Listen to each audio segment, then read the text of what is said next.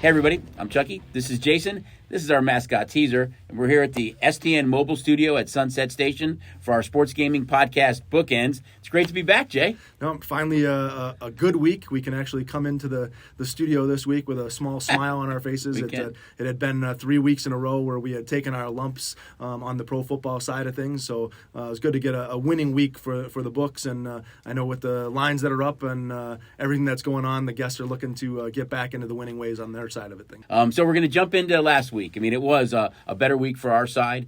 No pun intended, but it was a 5-Sunday month, and we bookended them. Where the first Sunday of the month and the last Sunday of the month kind of went our way, with the 3 Sundays in between the bettors doing really, really well on. But it was an ugly 4-letter word for the bettors. The first Sunday and the last Sunday. Jets. Jet outright wins the first Sunday and the last Sunday. Well, yeah, obviously their win over Cincinnati was great for us, both on the money line, the point spread. I think the Bengal ticket count was one of the highest of the week. It was, right. The other side of that, you talk about the Jets, that New York Jets being the winner in the first week and the last week. We also stay in New York and talk about the Giants, who that first week upset the Saints, and this last week they were unable to pull the upset against the Chiefs, but obviously as a 10.5-point dog, losing by 3, they were able to knock off all the teasers and everything else that went into Monday night. So the Giants and Jets combined to give us our 2 big weekends, and so we'll continue to cheer for those teams as they go forward in those big games. I think I can hear Sinatra in the background singing a little New York, New York. I think that is kind of a New York. Well, I wish, can they make a song that would be maybe Houston or Detroit or Jacksonville? Because those are the other 3 teams that we need to find a way to get them in the win column to be able to make some money as well. New York or Houston, Detroit, or Jacksonville song. Put them all in the same song. I love it. I think it's a great idea. We've got the studio. We have to record that. I like that idea. But before we jump into the pros this week, we're going to look at college. I mean, the college bowl kind of standings are out right now. We took a look at them, and we were a little bit of a head scratcher. I mean, that Georgia, undefeated, a big favorite against Missouri this week, almost a 40-point favorite, a defense that's only given up 6 touchdowns, and they kind of take pride in that. They're not taking guys off the field. They want to have the record for the least amount of touchdowns ever given up. Bama at 7-1, Michigan State, number 3 ranked Michigan State, after their win against Michigan last week.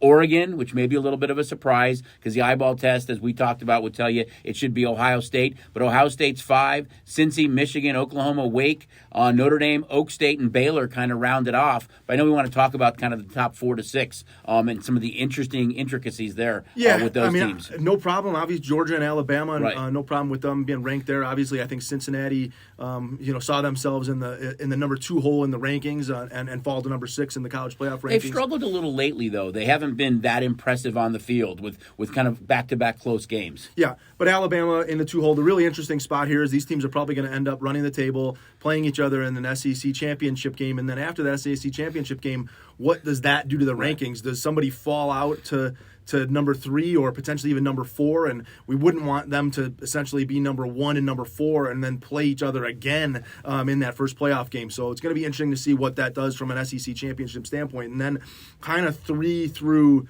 like you said, 12 is kind of a mess, and there's all kinds of things that are going to happen here over the next 4 weeks determine who's going to be in this playoffs. And we'll start with Michigan State, 8-0, obviously the big win over Michigan, sitting in that 3 spot. They've got a tough road game this week against Purdue. They still have to go. But they're number 3 in the country, and they're only like a field goal favorite over Purdue. Yeah, they've still got to go to Ohio State and then play at home against Penn State. So a long road left for Michigan State to stay in this ranking and keep it here. And if you're sitting as Ohio State or Cincinnati, you can see that from a Michigan State standpoint. You can see your road to getting there. Oregon, we talked about, this is a team that I think the committee really is confused about. They had to rank them ahead of Ohio State because of the outright win. We're confused about it. And Ohio State, from an eyeball test, you feel like Ohio State should be in that top 3, at least the top 4. Oregon struggled against Cal, peeled out a squeaker at UCLA, lost outright to Stanford. Loss to Stanford, right. So they've got a 4 game still on their schedule. They go to Washington, to Utah, at home against Washington State and Oregon State. So the teams behind Oregon should be potentially confident that maybe they drop one of those 4 and find a way to leapfrog there. Ohio State still has both Michigan State and Michigan on their schedule. So, again, the road is there for them to knock off both those teams and find themselves in the playoffs. Cincinnati, I think, is in the best spot despite being in the 6 hole. They've got a schedule that they can run and stay undefeated. They've got a tough game potentially against SMU, but the map is there for them to go undefeated. I think with that said, though, like you mentioned, kind of the round robin of what some of these other teams have to go through, you need them kind of to beat up each other a little bit for Cincinnati to get in there. You need Ohio State to knock off Michigan State. Then you need Michigan to knock off Ohio State. Exactly. Speaking of Michigan, they're in that next spot. So that's their road, is finding that win through Ohio State. Oklahoma is kind of the one that's somewhat surprising to me, and I'm not a big Oklahoma guy in looking at the teams they've beat and what the way that defense is playing. But sitting 9-0 to be in the 8th spot, especially in the Big 12, kind of feel like the Big 12 a little bit disrespected here with Oklahoma at 8, Oklahoma State at 11, and Baylor at 12. Both those guys sitting at 7-1. But again, Oklahoma sitting in their bye week this week, then has to go to Baylor, and I believe they get Oklahoma State. So, Oklahoma, don't you think if they run the table, it's going to be hard to keep them out of the top especially 4? if Oak State and Baylor continue to win. So now Oklahoma is going to be beating essentially what are top 10 teams, and that's going to give them that ability to leapfrog as we watch these other teams fall down. And Baylor, a huge spot this week. They go to TCU and then at home next week against Oklahoma. So Baylor's got a chance to make some big moves in the rankings. And then we talk about Wake Forest, again, undefeated, playing some absolutely incredible games. Again, you talk about being a short favorite. They're actually a dog this week. Sitting in the 9th spot in the country, but they're a dog at North Carolina. Notre Dame at 7-1 at 10. Again, there's a Carolina's only 4-4. They had a lot more hype coming into the season. Everyone thought they'd be a better team than they are, but that's kind of the reason why I think the betting public has backed Carolina in that game. Yep, Notre Dame 7-1. They've got, again, a beatable, a winnable schedule to win outright, and hope that what we're talking about and watching some of these teams lose ahead of them chop things out. And then obviously Oak State and Baylor sitting where they are, if they can run the table and obviously knock off Oklahoma and look for some losses as well. There's a path for them to get there as well. So I guess the best thing to say here is 4 weeks left, 5 weeks left with the conference championships. There's still a lot that can happen, a lot of football to be played, and it's exciting to see these rankings, and we'll see where it goes from here. I think the big key is what we touched on, is if you get a lot of these teams to beat each other up. I mean, if Cincinnati can run the table, they have to hope that Oklahoma doesn't have wins against Baylor and Oklahoma State, that Ohio State splits those games up a little bit, that although the Oregon beat Ohio State, they had the loss to Stanford, do they continue to struggle a little bit in conference? They need some of those things to happen, I think, for Cincinnati, just because of the conference they play in. Well, and I think the thing to look at this week, too, is these teams see these rankings the same way we see these rankings, and do they start to ask themselves, are they doing enough? So you talked about specifically a Cincinnati team that hasn't gone out and really put up big numbers on some bad teams. And so do these teams start to say, hey, we're not impressing the committee, let's go out and impress the committee this week and put up monster numbers? And do we see 70-0 games or 70-7 games because these teams are trying to impress the committee? I think you made a really good point, though. I think more so than that, it's their opponents, how their opponents end up finishing out. If you have teams like Oak State and Baylor that really finish out strong, does that help elevate Oklahoma more than winning by 40 points in a game? So who knows where the committee's sitting right now? Well, and Cincinnati's biggest win is over Notre Dame, so they want to see Notre Dame continue to win because that helps them as well. But in Notre Dame's case, I know they're ranked 10th, but we don't think they're in the same kind of class as the 9 teams above them. I don't see Notre Dame in the top 4. There's a clear separation, Georgia, Alabama, and you can draw a line, and then go down from there. I mean, Michigan State, you think about, being down 2 scores against Michigan in the second half of that game. And, Kenneth Walker played phenomenal.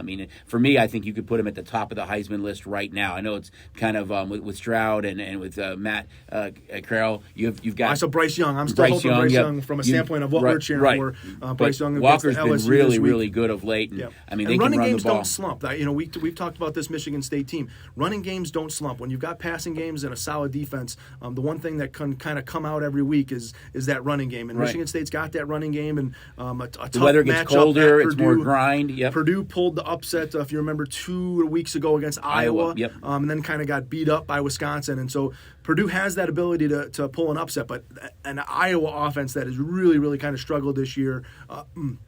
We'll see if Purdue can kind of put together the ability to stop Walker, because that's what we're going to have to do in that game. And then look for Jalen Naylor on the back end. When teams come up trying to stop Walker, that's when Naylor has the big gains on the backside. I think for the point spread side of it, kind of look at what Jay talked about over the next couple of weeks is, do you see a lot of line movement with these top 10 teams with the numbers going up? So only time will tell about that, but it's fun to have the rankings out right now and kind of dive into it and talk about it. We'll be updating them every week and kind of going through possible scenarios and teams that look good or are rising or dropping, but it'll be fun to talk about. We're going to jump right back with our next segment. We're going to get into week 9 of the pro football schedule. We'll see you in a few minutes on Bookends.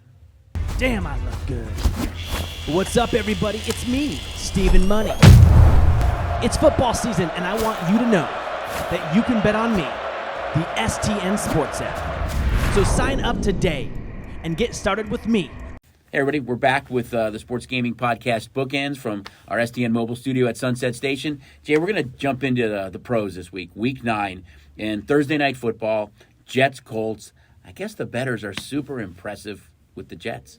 52% of the tickets are on JETS. I think it's the big number. It's the way Mike White played. It's the way Michael Carter kind of, is evolved now as their go-to young back. They're getting double digits here. The Colts have lost, twice to the Titans. Going to be tough to win that division, even be a wild card team. And the bettors are backing the Jets in this game. Well, I think you said it. They like the double-digit points. Maybe the trust in Carson Wentz just isn't there. He made some really bad turnovers. Really had a chance to go beat that. The big question is, though, can Mike White lead the league in passing yards again this week? The Colts defense is not particularly strong on the back end. They're good at stopping the run, but the passing game is there. That dinks and dunks to Crowder and the guys out of the backfield. Right. But the Jets, the key to here is going to be stopping Taylor. They've got to have the defense step up. Otherwise, the Colts will really control that ground game and potentially run right through them. Yeah, it's just, again, I think the way they played last week, I was impressed with Mike White. People have asked me, is there a quarterback controversy in New York? Absolutely not. It's just 1 week, but he did step up and play a really good game. They went up and down the field against the Bengals. I thought had a lot of success. Were in that game the entire game. Maybe a little bit of a letdown game for the Bengals. It was kind of a sandwich in between because they have the Browns this week, which we'll touch on. But overall, the Jets played a really good game. Next, we're going to look at Bills-Jags. One of the the largest favorite on the board. Bills against the Jags. 84% of the tickets are on the Bills. No surprise there. It was a game last week against Miami. Dolphins were in that game for most of the game. We were Fish fans. We were hoping they'd hold on. But this Buffalo team just doesn't stop throwing. It doesn't matter how big of a lead they have. They're throwing. They covered late. It was one of the really good games for the bettors on the other side of the counter. Yeah, and I know we're scheduled, to talk about the Jaguars in potentially another segment. But again, 84%, the highest ticket count on the Bills as a over a 2-touchdown favorite, just speaks to where the Jaguars are at and the confidence in the Jaguars and the way they're playing. And from a standpoint of what is the path for the Jaguars to cover this game, going to have to score 17 to 20 points, you figure, with the way this Bills offense should be able to move the football on that defense. You start to just ask yourself if they've got that in them, if Trevor Lawrence has got that in him, especially if no James Robinson and it's Carlos Hyde and trying to go up against this defense. And with this Bills teams that's kind of had what has become kind of an easy path. Very easy schedule so far, right? Houston and Miami. It's kind of goes back to the NBA of where's the motivation for the Bills and how motivated are they to come out and play this game, and what kind of offense did they throw at the Jaguars? Did they not put any offense on film for anybody to see and kind of stay a basic vanilla offense with their base offense that everybody has on tape and not really show too much down at Jacksonville? I think for Buffalo too, though, now with the injury to Derrick Henry, they trail the Titans, who are 6-2. They lose tiebreakers to the Titans, but that injury kind of opens up that that door a little bit for them still to potentially be the number one seed in the AFC. So it is an easy schedule. You play who's in front of you, but, anxious to see how kind of Buffalo comes out in this game, being a big favorite. Next game, which I think is one of the best games of the week, it's the Browns and Bengals. 64% of the tickets are on the Bengals here. Bengals, bad loss to the Jets. I mean, they were sitting in the number one spot going into this weekend as far as, who's the top of the AFC, and they lose to the Jets. Browns have really struggled of late. We know what's going on with Beckham, but Bengals are a small favorite here, and again, 64% of the tickets here. A lot of over money in this game. I think you look at these two teams, I could see some scoring in this game, but that's where there's a high percentage of tickets, over 80% on the over here. But Brown Bengals for me is one of the best games of the week. Yeah, you talked about do people then jump off the Bengals after losing to the Jets? But I think this offense and Burrow, there's still a lot of confidence with Chase has been probably the best rookie absolutely, so far right. with what he's done, and Higgins and Boyd. And mixing out of the backfield. Now they're mixing in Perrine. So from an offensive standpoint, betting that over, that they've been great. If you go back and actually look at both the games last year, Tyler Boyd was the big receiver for them in both games against Cleveland. Scored a touchdown each game. I think he had over 121 yards in one of the games. So something about those underneath routes. Cleveland obviously dominant up front and able to get after the quarterback, but has struggled on the back end of things. So same thing you could say in Cincinnati. Obviously watching for Mike White throwing over 405 yards that they weren't able to, and it wasn't like it was downfield passing. It was a lot of underneath routes to the running backs and Crowder and stuff like that. So, but he moved them up and down the field against them all game long, which we kind of had talked about. And for the Browns, it's what is Baker Mayfield and where are they at right now with the whole OBJ situation and obviously the running backs banged up, and obviously Chubb's been back, but a lot of questions on that offense right there. And they come off a really ugly loss to Pittsburgh last week. It was 15-10. Good game for our side of the counter, but ugly loss in that game for the Browns. Yeah, so again, they've got to figure out something on offense. That offense was clicking early in the season when it was a Hunt and Chubb combination, and you had to come up to stop that run, and Mayfield was able to find some guys back. But now keying more on the receivers and stopping that running game. We'll see what they do this week against the Bengals. Yep. Next thing we're going to look at is the team in our own backyard, and that's the Raiders and the Giants. 82% of the tickets are on the Raiders. The only team that had more ticket counts was the Bills, which we touched on earlier. Raiders come off their bye. I think a good opportunity for guys like Jacobs and Waller to get healthy. The Giants hung around on Monday night against the Chiefs, but it's still a Giant team that makes way too many mistakes. That last drive, just to get a potential tying field goal, they lost yards. They couldn't even gain any yards. Tony got hurt again in that game. Shepard got hurt. Barkley's in COVID protocol. So they're still going to be missing a lot of their big guns. Last year, the Raiders were 6-2. They loved playing on the road. They had several trips back east that they won. They're a small favorite here. And again, 82% of the tickets are on the Raiders this week. Yeah, and again, you have to look at what's going on in this organization, and they bounce back from the Gruden resignment to have a big game in Denver, and then obviously the tragedy this week with the Ruggs crash, and how does the team respond? It's hard to focus on football when that's going on, but that's what these guys will try to do, and probably making the trip to New York is probably the best thing in the world. Agreed, yeah. Having a road game. To be able to get away from things, be able to just focus on football. But from a football standpoint, he was a guy that really stretched the field. Now the Giants, who did play, they had played well on the defensive side. I mean, I can't say that Kansas City Chiefs are clicking on all cylinders on offense. Right. We've seen some turnovers there and just craziness that we don't expect out of the Chiefs. But the Giants were able to stand up and make stops when they needed to be able to stay in that game. And again, playing a team like the Chiefs, it's got to bring that team some confidence. It's got to have Judge and those guys ready to play. And going all the way back to New York, they get a home game and in a game that they want to definitely win and come after the Raiders here. I think that you're going to see a lot of pressure on Carr without that those deep threats going down the field. Raiders again were really good last year on the road. Again, they were 6-2 on the road, 4-2 in their division. Really struggled at home. They already surpassed that with 3 home wins this year. If they can win again on the road here, I think that goes a long way for that team. We're going to jump into now the Packers-Chiefs, which you could have said, man, this could be a Super Bowl preview, game of the week, game of the year. Unfortunately, no Aaron Rodgers. He's not going to be there due to COVID protocols. Prior to that, the Packers were maybe a 1-point favorite. Game hovered around pick. We've talked about it the last 2 years. What is the impact of a marquee quarterback? It is at least a touchdown. We've seen a huge adjustment in this game with the Chiefs coming out as a 7.5-point favorite after that. But the ironic thing is prior to that, 73% of the tickets were on the Green Bay Packers, even at pick or the Packers a small favorite. They went into Arizona, they bet the Packers. They loved them as a dog on the money line and straight. They got the cheese, no pun intended, for you cheeseheads in Green Bay. But here again, a lot of tickets coming in on the Packers, even with Jordan Love. For me, I think the key is if Adams is back and Valdez-Scantling and Lazard, I think that helps a young quarterback in Jordan Love. You still got Jones and Dillon in the backfield. You have to have those wideouts back. If not, I think this number goes back up. Yeah, and we talk about the ticket count on the Packers. We opened this game before the Chiefs played the Packers on the Giants. They played the Giants. Right. They were a 2.5, two or 2.5. I don't exactly remember,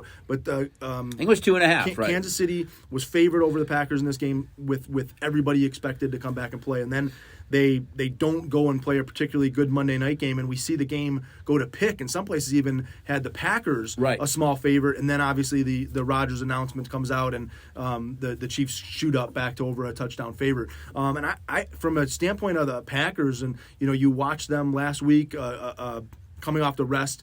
Now coming off the rest, but they played on Thursday night at the Cardinals without Devontae Adams and without Scantling and without all the receivers, and they played this slow-paced game. I mean, it was Jones Matt and LaFleur Dillon, called a great game. They let the time clock tick all the way down, stuff that you normally don't see the Packers do in kind of running a little bit quicker offense and getting the teams off balance. And I could see them, even with Jordan Love, deploying that same type of offensive strategy of Jones and Dillon, let the play clock run down, a lot, keep Mahomes off the field. And the Chiefs, as you touched on earlier, their defense is rather ordinary. So that game plan might work against them. But they also could say, hey, you know what? This Chiefs defense is bad. Let's maximize the number of possessions that we're going to get because we believe we can go outscore them, even with a Jordan Love. So I think this game is interesting to see how these teams, specifically the Packers, how they're going to attack this game. Yeah, and I think, it goes a long way for Jordan Love. I mean, we both think, and we've talked about it, we were semi-surprised that Rodgers was back with the Packers this year. He negotiated that new deal where he basically has an out clause at the end of this year. I don't think he plays for the Packers again after this season. So it is going to be Jordan Love's team. He was a first-round pick. Here he's playing in a hostile environment in Kansas City. If he has all those guys, how does he perform in that game and what ultimately happens? I think it's a really interesting game if you're a Packer fan. It could be Jordan Love's team for a little bit longer than this week. If some of the stuff that we're reading about the violations of COVID protocols and some other stuff, there's a possibility that Rodgers could be suspended or have to sit down a couple more weeks. With him being unvaccinated, they're saying that it could be at least another week that he misses, so he could miss both Week 9 and 10, and then there could be a possible suspension. We're going to jump back for the last segment and touch on the two primetime games, and then our favorite segment of the good, the bad, and the ugly. We'll be right back on Bookends. Locals, here's how easy it is to start betting on games with the STN Sports App. They have sign-up locations across Las Vegas, so no matter where you are, you're less than 5 minutes away from getting started. They have convenient withdrawal and deposit options, so you can access your money at any time, even from the comfort of home. And once you're in, you're in. You can bet on all major sports even as the action is happening with a huge in-play wagering menu. So download the STN Sports App today and get started betting with the local favorite for over 40 years. Hey everybody, we're back for our final segment of Bookends. We're going to touch on the two primetime games and the good, the bad, and the ugly, which is JMI's favorite segment. But we left off one game, that's the Cardinals-Niners, a big NFC West game. These two teams played, I think, 3 or 4 weeks ago with the Cardinals getting a very close 17-10 win at home. Niners kind of crossed midfield a number of times. It was a game where Trey Lance started in that game, his first start. Well, he came in. Garoppolo got hurt. Right, and Lance finished the game. Couldn't get him into the end zone a number of times here. It does look like Kyler Murray is going to play. I suspect this number will go back up. And similar to a couple of earlier games we talked about in the Raiders and the Bills, 82% of the tickets are on the Cardinals. So 3 highest ticket counts this week, guys, are Bills, Raiders, and Cardinals. And, again, they were a short favorite. Cardinals a 2.5-point favorite. favorite with Murray expected in, and with the news that he was banged up and not practicing. Niners went to under a field goal favorite, and now with Murray practicing again and expected to play, it's gone back to the Cardinals being favorite. So you were able to get that kind of plus money on the Cardinals, with the much better record. But from my standpoint, again, a divisional game. Cardinals didn't beat them by a ton at home. Should have probably actually lost the game with the way that the Niners moved the football. Niners going home in essentially what has to be their Super Bowl right now. I mean, a loss here would be absolutely devastating to them in the division. Watching this Cardinals team take a monster lead in the division. Garoppolo's back. They're expecting to get Kittle back in this game. If there's any game that they've essentially got to circle and find a way to win, it's this week. And with Watt out of the lineup, Hopkins still banged up, and Kyler Murray still banged up, I think this could be a good spot for the 49ers. Yeah, I think it's a must-win. I agree. You look at that division, we kind of talked about it being one of the tougher divisions in football. Niners had some of the injuries. Seattle lost Russell Wilson, and it's really been a two-team race right now with the Cardinals and Rams. But, yeah, I agree. Big game for the 49ers. Primetime games now. Sunday Night Football. This is a phenomenal game. Titans-Rams, 75% of the tickets are on the Rams. And, we put the game up Monday morning. Rams were a 6-point favorite.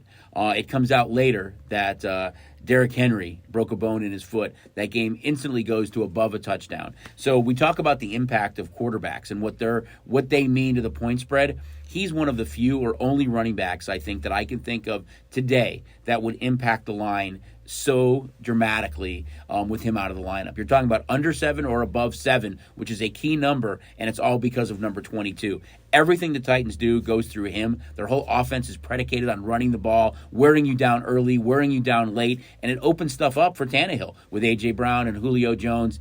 I'm just anxious to see how they react to this because as we speak, they're 6-2. They are the number 1 seed in the AFC. Well, I can tell you how they reacted to it. They signed Adrian Peterson. Obviously, Jerry McNichols sitting there as well. I'll go further to say Derrick Henry not only affects their entire offense, but it affects their entire defense.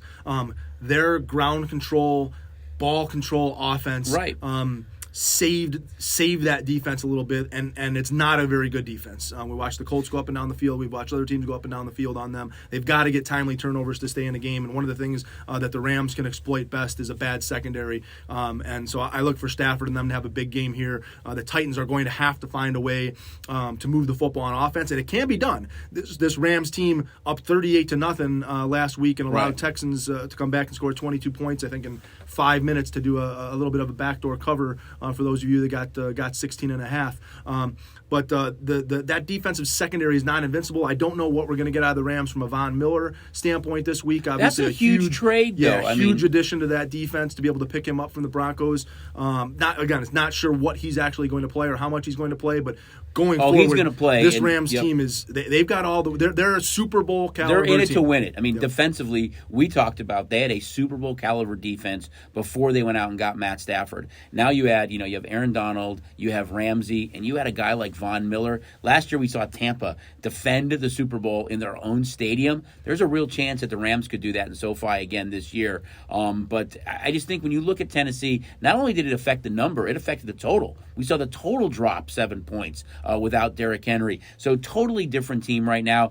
AP won't play this week. They just added him to the practice squad. Hopefully they get Julio Jones back. A.J. Brown is starting to get a little bit healthier, but just want to see how that offense plays without him because they had come off some big wins. Over the last 3 weeks, they beat the Colts for the second time. They beat the Bills, and they beat the Chiefs. So Titans have got some big wins over the last month of the season. It's a tough test to go to play the Rams in LA. It's going to have to be A.J. Brown's going to have a big game here. Hopefully Julio can kind of stand up as well and get some big stuff there. Like I said, that defense is going to have to turn the ball, going to have to get turnovers. But on the Rams side, I think the development of the young receiver Van Jefferson has been absolutely huge. And we all know week after week what Cooper Kupp is going to do. Robert Woods is also there for them. Henderson's been really, really good out of the backfield. But Van Jefferson, it reminds me of what the Buccaneers were last year. Right. And they had kind of a no-name running backs. Not no-name. Jones and Fournette weren't guys that, you were going to say were going to go win you football games. But they have all these receivers, and Godwin and Evans and Brown. And Scotty Miller. That's what the Rams look like this year. He's got all these receivers that he can potentially go to, and you try and shut one down, and the other guy opens up. So Well, they let Deshaun Jackson go because of the emergence of Jefferson, how well he's played there. So kind of an interesting game again, and just a huge line adjustment for a running back, which is usually unheard of. We're going to jump to the Monday night game now. Da Bears against the Steel Curtain. 69% of the tickets are on the Steelers. Bears have really struggled the last 3 weeks, lost 3 games in a row. I did think Justin Fields played his best game of the season last year. Not sure if Khalil Mack will be back or not. If the Bears lose this game, they go into their bye. You have to wonder what kind of goes on with Matt Nagy. If there's one coach right now that has an extremely hot seat, it's there. Very low total in the game, 40 for a primetime game, which we don't see very often. I think it's a game that's a must-win for the Bears here. They need to win this game going into their bye, hopefully get healthy. Again, Fields has played much, much better, but this is a huge game for the Bears on Monday night. If you love offense, this is not the game to watch. Go watch an NBA game or even a hockey game this Monday night. Even a hockey game, wow. These teams are clearly struggling on offense. We watched Pittsburgh really struggle in Cleveland last week. The Bears were able to put some points up on the Niners, but again, they're continuing to struggle on offense. We see Fields continue to develop as a quarterback, but you just really question the play calling in Chicago. And obviously, as Bear fans, it's frustrating. bitter to try and watch this team and what they're doing. And you feel like you have a great receiver in Allen Robinson that they're just unable to get the ball to. These are big games for both these teams. The Steelers, with their big win over Cleveland, have the ability to now make that playoff run. So a win here over a team they should beat keeps them in the race in that AFC. So it's the trade deadline just passed, and we talk about Allen Robinson, who the Bears didn't deal, who's on a franchise tag that'll probably leave. Akeem Hicks, who is on an expiring deal too, which will probably leave. And there was interesting comments coming out of the Chicago media is, why weren't either one of these guys dealt? And it's the Bears fancy themselves a contender, even though they have a losing record right now. So if you're a contender, you need to get after it and win this game going into the second half of the season, in my opinion. But anyway, we're going to touch on now the good, the bad, and the ugly. Before we jump, last man standing. Right. We have 20 contestants remaining in pro football last man standing, and down to 6 contestants in college football. So we're getting to that point where the picks don't go right or something like that. We've got potentially could be talking about somebody winning last man standing. So again, that $100,000 college last man standing with 6 left and 150. There's 20 left in the pro, and we've got these cool hats sitting in front of us because we're running the new sign up promo. So all new signups of $50 or more get a free STN Sports hat. So great time of year to get signed up as we talk about calendar changing in November and we start to move into holiday to-do list, right? You can't get to the book. Tuesday, November 9th, you've got 70 college basketball games on the board. So a ton of stuff going off. We'll watch baseball fall off the schedule, but college basketball will come on. We talk about the holidays, sitting at, that Thanksgiving days and Thanksgiving weekend. Don't make yourself have to get down to the book to get those bets in. Just get the app, open the app. We've got up to $100 bonus right now, plus the free hat. Plus it'll make your sports betting life so easy. And one of the things that I think is great about the app too is, you know that you have the games that are going on. You know all the bets that you can potentially make from the games. But we've got so many props available on the app to where you might not see that stuff when you're walking through the book or find the sheet on all the props. But really easy to look through the app and find all the props that we have available. Yeah, as Jay mentioned, you're cooking the turkey, your mobile app's right there. You're hanging Christmas lights, your mobile app's right there. It's just a great time to get signed up for STN Sports. So the good, the bad, and the ugly. I hear that music in the background that John loves to add for us. The good, I guess it's the Vegas Golden Knights. Kind of struggling a little bit. Had a couple of good wins on the road against Colorado and Dallas. Struggled then against Tampa, but they have been big name hunters over the last several years. If it was going after Pacioretty or Stone or Petrangelo, now it's Jack Eichel. Maybe one of the top 10 players in the league. Kind of fell out of favor with Buffalo. They stripped his captaincy. He needs to have a neck fusion surgery, an artificial disc put in his neck. He won't play until after the Olympics, probably sometime in March. but when healthy, you make a case that he is elite. He is a game changer. You give up Peyton Krebs, who was the 17th overall pick a few years ago, would have been top 10 if he didn't have the Achilles injury. You give up Tuck, who's injured right now, who I love the speed that he brought to the game, and a 1-3. But hey, Vegas, they want to win that cup. They show their fans and the organization every year that they're in it. And again, big name hunting as they get the biggest name in the NHL right now and go out and trade for Jack Eichel. I love the move. Some people will question again. We turn over Fleury and Reeves and Tuck again. Another guy that's was a fan favorite, a guy that I really liked watch him play. To ship him to Buffalo again, he might not mind it. He's a New York native, so going back to Buffalo might be something that Still he was tough actually to leave VGK. Okay with. But getting Jack Eichel is amazing. This guy's the number 2 pick back in 2015. He would have been a number 1 pick, but there was a young man named Connor McDavid that went ahead of him. And if you're not a true hockey guy and you enjoy the Golden Knights and going to games but don't understand hockey, I mean this is a monster move. I love going to games to not only see the Knights but to watch opposing players and to go see Alexander Ovechkin, to go see Connor McDavid, to go see Patrick Kane, Sidney Crosby. Jack Eichel's up there on that list of guys that you want to go see from an opposing standpoint. When they step on the ice, they're electric on the ice. The way they're able to carry the puck with the speed that they do.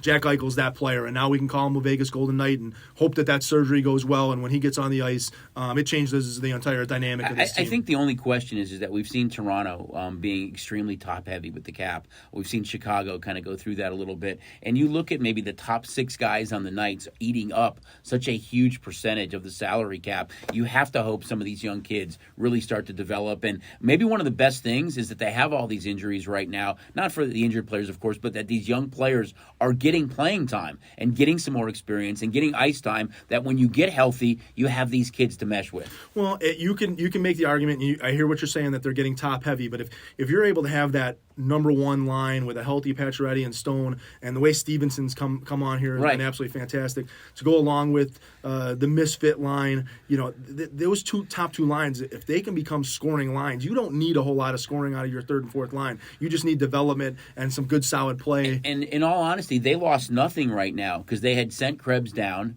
The draft picks, we know you don't know what those are going to be, and Tuck's been hurt, so Tuck wouldn't be scheduled to come back until around the time that Eichel came back. So they really didn't subtract anything from their current team right now. But now we're going to jump into the bad, and for me, it's the Jacksonville Jaguars. Well, before you go bad, I'm going to give you another good. Okay. I'm going to stay in MMA in and boxing for this weekend. Okay. We've got an awesome UFC, I think it's 268 that we're at, Covington and Usman. Right. A really, really good card of MMA this week. We've got Canelo Alvarez fighting this weekend against Caleb Plant here Who's in undefeated. town. Right. So we've got, if you're a combat sports, whether it's MMA or boxing, a good weekend to turn on the TV and bet some MMA. And again, from a get on the app, look at the props. Not only the fights and the over-unders, but lots of props on the every fight, round, knockout pick rounds. the round, everything. Yep, it's great. So look for some big stuff going on in MMA and UFC and boxing this weekend. I'm a huge boxing guy. I love this the Plant Canelo fight, especially out here. It's kind of been the home for Canelo. Plant's undefeated. I think it's going to be an interesting fight. I really wouldn't be surprised to see that number start to drop. And I'm gonna slash because you gave a good and I gave a good and I'll give you another good. It's Breeders' Cup weekend. Woo-hoo! So if you love horse racing, out at Del Mar, California, we've got the greatest horses in the world running this week. So look, Friday and Saturday, the Breeders' Cup Classic. There's 13 or 14 Breeders' Cup races between Friday and Saturday. If you don't already have the race side of the app, get into the book this weekend. Wait a minute, and isn't it $40,000 Twin Q $20,000 weekend? Twin Q. So we got a $10,000 Twin Q on Friday, $20,000 Twin Q on Saturday, and then a $10,000 Twin Q on Sunday. Something we've really never done before with having the carry through the whole weekend. So again, just a celebration of horse racing with the Breeders' Cup this weekend is good stuff. With those payouts of 10, 20, and 10, my good friend, and I should say our good friend, Brian Blessing, loves to say it's matchsticks to lumberyards if you can hit on a $2 bet. So a $2 bet, and you can win that, guys. So all right, we're gonna go to the bad now. No more slashing. We're going to the bad now. It's the Jacksonville Jaguars. For me, I mean, they come out of their bye week, they struggle, but more than that, they're down 24-0 with 1 minute and 57 seconds to go. If my math is correct, it's 3 scores and 3 2-point conversions, right? 8, 16, 24. They score the touchdown. Yay. Our side, they're going for 2. They kick. Why do you kick? Why do you kick? You're now down 24-7. You do the onside kick, which it does get run back for a touchdown. But if you recovered it and you scored the first play, you would still be down by multiple scores instead of just one. It makes no sense whatsoever. I don't know what they're doing. I think he was already defeated at that point.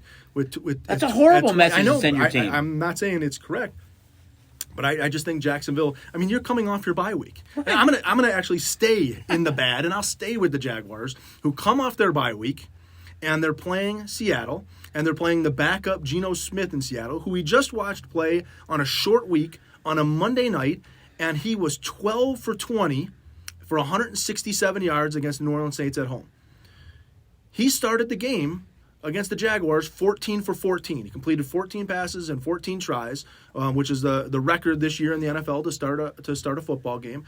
And this was the Jaguars off their bye week against a backup quarterback and allowing them to do that. So, I mean, this then they didn't try to win. They didn't try late. And that's why they're over a 2-touchdown favorite, 2-touchdown underdog at home against the Bills this week, is that I don't know how you have the confidence to say, I like what the Jacksonville Jaguars are doing. The bettors don't, and as you touched on, 84% of the tickets are against them this week. Now the ugly. I'm going to stick in pro football, and I'm going to go with the Cleveland Browns. The whole situation with OBJ, that he's been asked to stay away from the team, that the blame game from his family and LeBron James is on Baker Mayfield. They start the season 3-1. They're 1-3 since then. They got beat by the Cardinals, the Chargers, and the Steelers. Have home losses in there. They're kind of reeling right now. This is a Browns team that everybody liked coming into the season. Great defense, best offensive line, 2 good young running backs in Chubb and Hunt, and receivers with Beckham and Landry healthy. It is a distraction. It is a mess. And for me, the ugly is the Cleveland Browns. I'm going to go to baseball for my ugly. And again, congratulations to the Atlanta Braves on your World Series championship. But my ugly is going to be the Houston Astros. And not specifically the whole team, the Houston Astros, but just the batting of the Houston Astros. To watch the way that they hit in this World Series with runners on base and just an overall batting Wait a average. Minute. I think that meant we didn't hear any of that. There was no whistles. There was no whistles. And, trash cans. We didn't banging. hear that. We didn't hear any. But I mean, knocks. Watching Bregman drop from the 3 spot to the 7 spot, watching the struggles of Yordan Alvarez, Yuri Gurriel. This team just didn't get it done. They had an awesome series against Boston where we saw them hit the ball all over the field. Then the Braves come in and just absolutely shut them down. And the Braves come in with guys that are making their first career starts on the mound, and Tyler Matzik and Will Smith, great on the back end. Luke Jackson, who we saw for the Braves, couldn't get an out against the Dodgers 2 consecutive games. I think he gave up 3 runs and 4 runs. He looked like Koufax. He looked absolutely incredible against the Astros. So, the team that was the number 1 scoring team in baseball from a run scored standpoint, I think they had a number 1 batting average. They have the AL batting leader in Gurriel. Really struggles to put up runs in the World Series. So my ugly is watching that Astros bat in the World Series. Yeah, I think both are kind of good uglies this week, if you can say that in the same sentence. So, again, as Jay mentioned earlier, guys, such a great time to get signed up for STN Sports. So many things going on. You can make deposits, too, at any of our kiosks located in any of our properties, or the El Cortez or our Wildfire Gaming properties. The promotions going on for the hat, Breeders' Cup, UFC, prize fighting, college football, pro basketball, hockey. What a great time to get signed up for STN. And we said Sports. Tuesday, 70 college basketball games on the board. I think we kick off. I think we actually have the numbers already up with Kansas and Michigan State and Kentucky and Duke. So some great kickoff games coming up on Tuesday. So get those college basketball sheets out and start handicapping your college basketball. College bowl standings are up, week 9 of pro football, and we'll be back, guys, next week for another segment of Bookends. He's Jason. This is our buddy Teaser. I'm Chucky. We'll see you guys soon.